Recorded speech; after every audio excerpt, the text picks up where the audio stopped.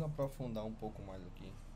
Vamos falar da unidade central de processamento, tá? Também conhecido como CPU ou processador, também é outro nome, ok? Então, a CPU, pessoal, ela é o centro ali das atividades computacionais. É basicamente onde todo o tipo de decisão é tomada. A CPU é como se fosse o cérebro do computador. Ela é responsável ali por controlar realmente todo o fluxo de processamento de dados, né? Quais instruções que vão ser executadas e quanto de memória vai ser alocado em qual programa, em qual instância. Então, realmente a parte central das atividades computacionais, certo? Bem perto ali da CPU, o pessoal gosta de trabalhar junto ali, a gente tem as memórias, tá? A definição de memória é basicamente um local ali de armazenamento, que as coisas vão ficar guardadas e quando necessário a gente vai conseguir recuperá-las ali, tá? As memórias elas são divididas em voláteis e não voláteis, tá? Então a gente tem alguns tipos de memória que a gente usa nos computadores atuais e eles são basicamente classificados aí em voláteis e não voláteis. As memórias voláteis significa que quando a gente desliga, quando acaba a energia, a gente desliga o computador, por exemplo, é, todo o dado que está armazenado ali ele se perde, certo? Então, desliguei o computador, não tem mais nada salvo naquela memória, ok? Ela é muito útil ali para programas que estão em execução. A gente já vê um pouco mais sobre isso, né? Já as memórias não voláteis, tá? Elas não apagam os dados quando a gente acaba o fluxo de energia. Então, um exemplo disso é quando a gente salva uma foto, isso é guardado numa memória, e quando a gente desliga o computador que liga de novo, essa foto ainda está no nosso computador, ok? Explicando um pouco mais sobre os tipos de memória, tá? A gente tem, começando aqui pelas memórias secundárias, tá? Ela é do tipo não volátil e a gente também é conhecido como memória de armazenamento em massa, tá? O que significa que a gente consegue aí colocar uma grande quantidade de dados e por ser não volátil, a gente vai desligar o computador e ligar de novo e esses dados vão ser mantidos, tá? Exemplos disso aí são HDs, SSDs, pendrives e CDs de DVDs que a gente pode gravar algum dado e recuperar depois sem problemas, ok? Um pouco do lado aí na parte central a gente tem as memórias RAMs, tá? Também conhecidas como memória principal. Então a gente tem memórias secundárias e memória principal, certo? A memória principal ou memória RAM, ela é volátil, tá? Que significa que quando a gente desliga o computador, todo o conteúdo que tem dentro dela é esvaziado, tá? Como é que a gente usa isso? Ela é um espaço temporário, né? Para as informações de aplicativos que estão em uso. Então, por exemplo, sei lá, abrir meu computador, abrindo um Google Chrome da vida, o Google Chrome ele vai ser carregado na memória principal, de forma que o processador ele consiga rapidamente acessar as informações que ele deseje ali e fazer os cálculos que precisa tudo dentro da memória, tá? Então, basicamente quando a gente aumenta aí a memória RAM, a gente tem mais capacidade de armazenamento de programas em uso, então acaba que a velocidade do nosso computador fica um pouco melhor.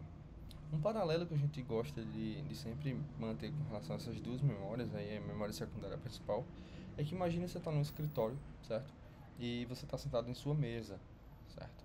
E os papéis que estão ali em cima da sua mesa é como se fosse a memória RAM. No caso, a memória RAM é a sua mesa, certo? Então você tem coisas que você está usando ali no momento, são os papéis, então são os aplicativos que estão carregados dentro da memória RAM, certo?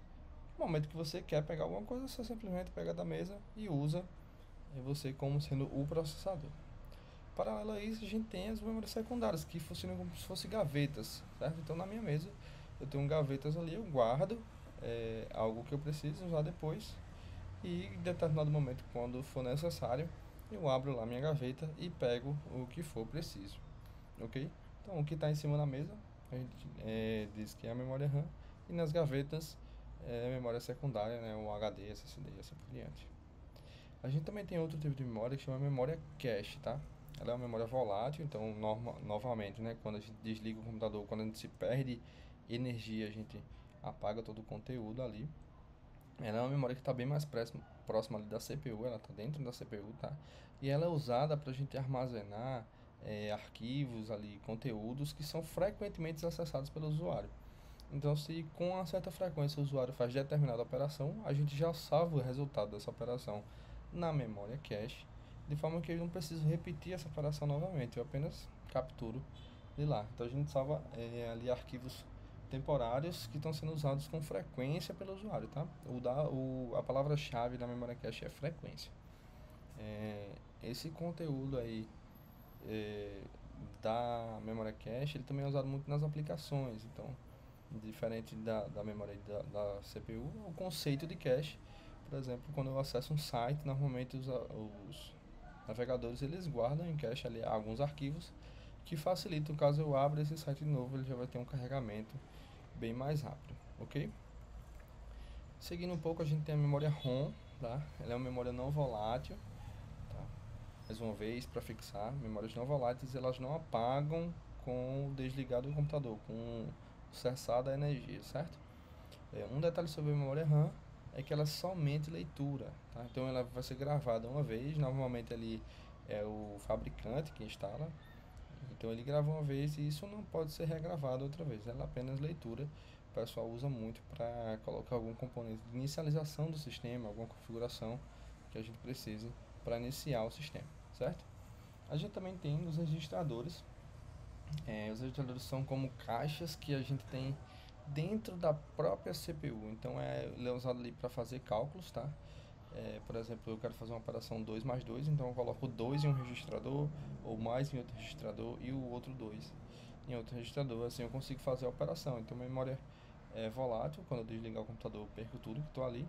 Ela é realmente muito rápida, mas cabe tem uma capacidade muito pequena. Pouquíssimo conteúdo cabe lá dentro, né? Então, literalmente ela mantém um conteúdo ali que está sendo trabalhado naquele momento, naquela operação dentro da CPU, ok?